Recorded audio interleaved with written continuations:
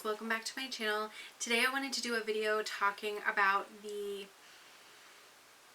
worst products of 2020, and I kind of bounced around mostly like mainstream brands, but I think there's a difference between products that you just don't like or that aren't suited for you or weren't designed for you, and products that are just really bad. So if you guys are interested in seeing what kind of the worst releases were of the year, definitely stick with me. We're going to get into it right now. I'm going to do my typical where I scooch over so we've got a little bit of space here so that we can talk about these things. The first thing that I want to talk about is the Morphe and Lisa Frank collab. Now, I too was a child of Lisa Frank. I grew up on the notebooks, the pencils, the erasers, the literally, she could make trash can liners and I'd be like, I think I need them. But the fact that they had a failed collab with Lisa Frank and I think it was Glamour Dolls made such a ruckus because they took up so much money from people and they never gave them any products. And then some of the products that had been designed ended up in Ipsy bags. So it was kind of like they took the money, made some products, and then sold them to Ipsy, which was just so shady. So this, I feel like, was just poorly timed and a bad idea.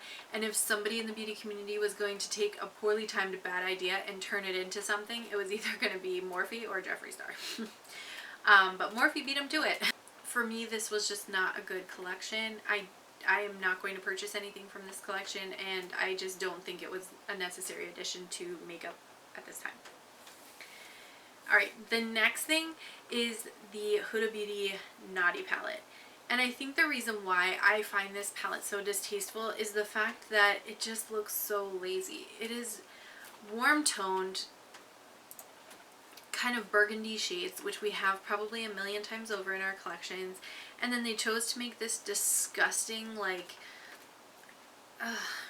STD looking little like blob in with like little balls inside of it, and you're supposed to mix it up yourself. Like, half the pans in this palette look like they weren't mixed properly, and I know she did that on purpose. It's supposed to be like marbled, but it just looks like she was too lazy to finish mixing everything and just was like, throw it into production, who cares.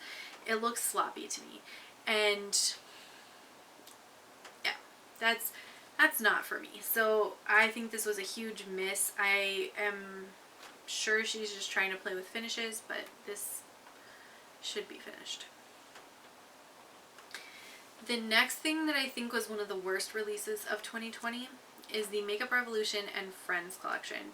Now, I know they're not done. I'm sure they're going to do 11 seasons of this nonsense, just like they had 11 seasons of the series. 11? 10? I don't know. They had a lot of seasons, and I really do enjoy the show. But the palettes, the color stories, the makeup, none of it actually fits with what was being done at that time. So I feel like they could have taken any show or any collaborator and like picked out names of shades that fit with whatever the collaborator was and slapped it on this same makeup, and nobody would have noticed any difference. Like, there's nothing truly iconically Friends about any of this Friends makeup. So that's why I feel like it's all a pass. The next thing, the Pat McGrath Crystal Lip Kit. Do you guys remember this? Do you guys remember she was going to charge you $75 for stuff that you could get at Michael's? Like a lipstick, 4 different rhinestones, a lash adhesive, and a little like applicator tool, and we needed to pay $75 for this. Why? Like, no thank you.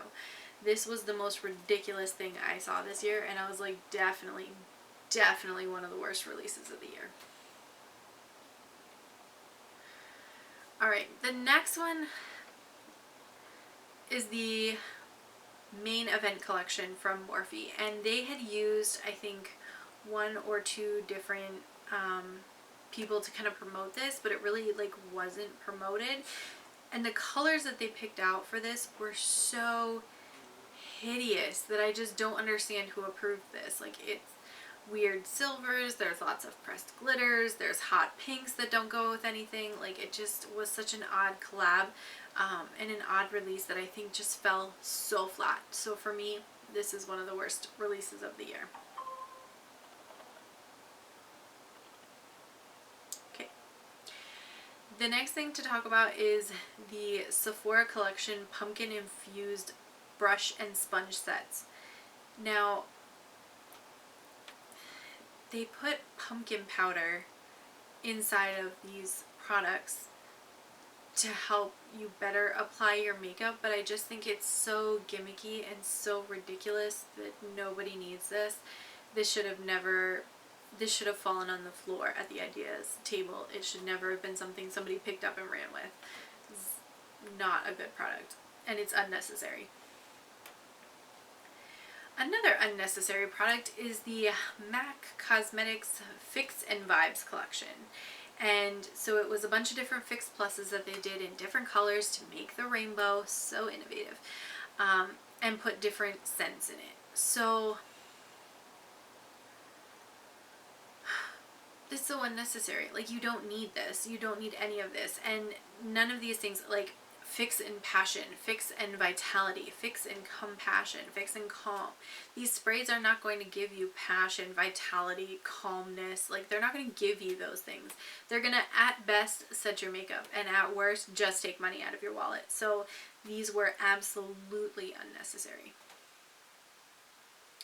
The next one, and this one kind of sums up a lot of, I would say, like private label, large volume, random palettes, but this giant thing from King Beauty Shop was absolutely ridiculous.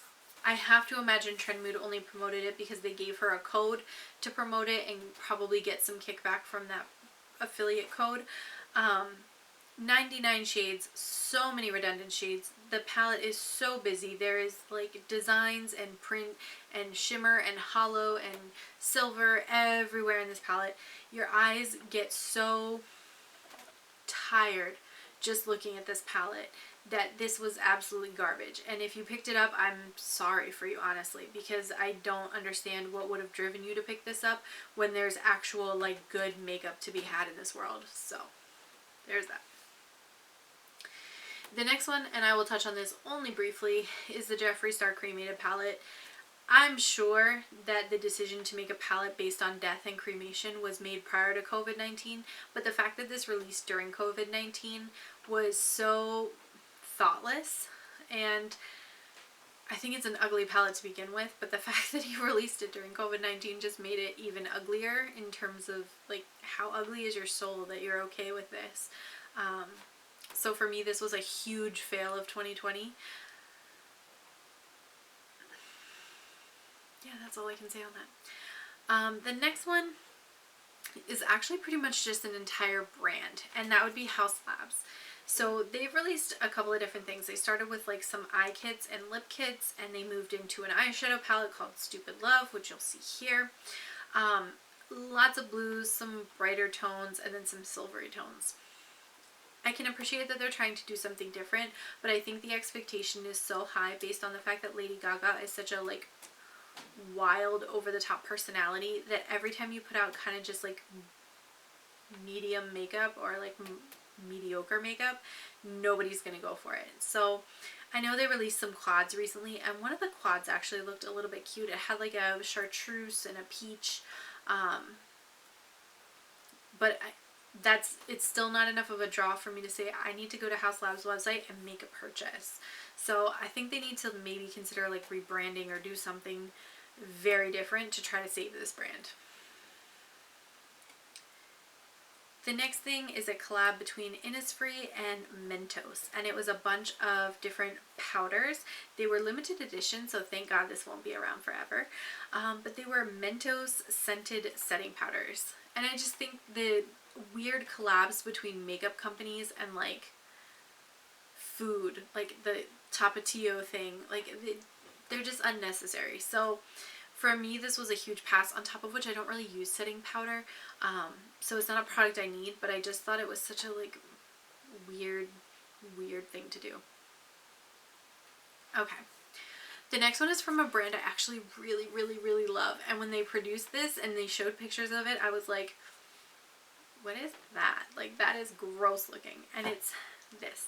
This is a brush soap by Juvia's Place. It was actually a collab, I think, between Bubble Babes and Juvia's Place. It was $15, and it looked like hair that you pulled out of a shower drain. Like, it had like these kind of streaky textures to it, and it was like mottled kind of orangey, redishy, brownishy, black goop, and they threw it into this container, and you could use that and wash your brushes. And so brush soap, I think that's cool. I think that's like an innovative thing to collab on because it's something people are going to continue to use all the time. But this brush soap looks like something you ripped out of a drain to unclog it so that you could take a shower, and that horrifies me. I would never want to stick my brushes in that. So, yeah, this was a fail in my eyes. The next thing, and this is absolutely a fail, is the P. Louise canceled collection. And I don't know what's all in this because I really don't care, but there's an eyeshadow palette, there's some brushes, and I'm sure there's like a base or two.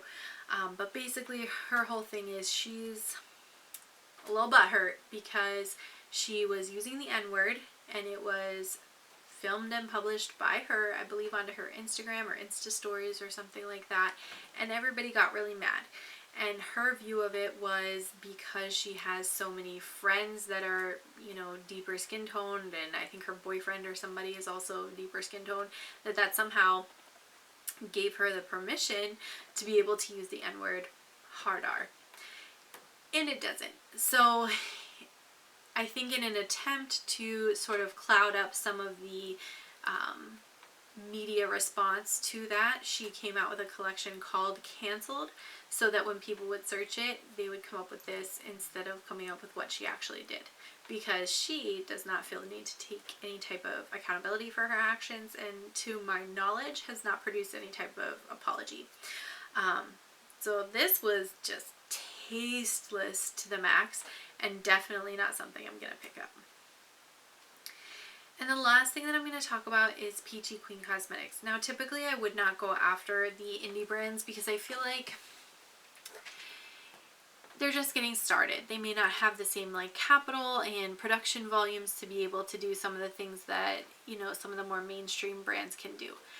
But this palette was such, like, I built such excitement for this palette, and then when it finally was released what the shades were, I was devastated. So this is the Peachy Queen Cosmetics The Office palette, and it looks like this.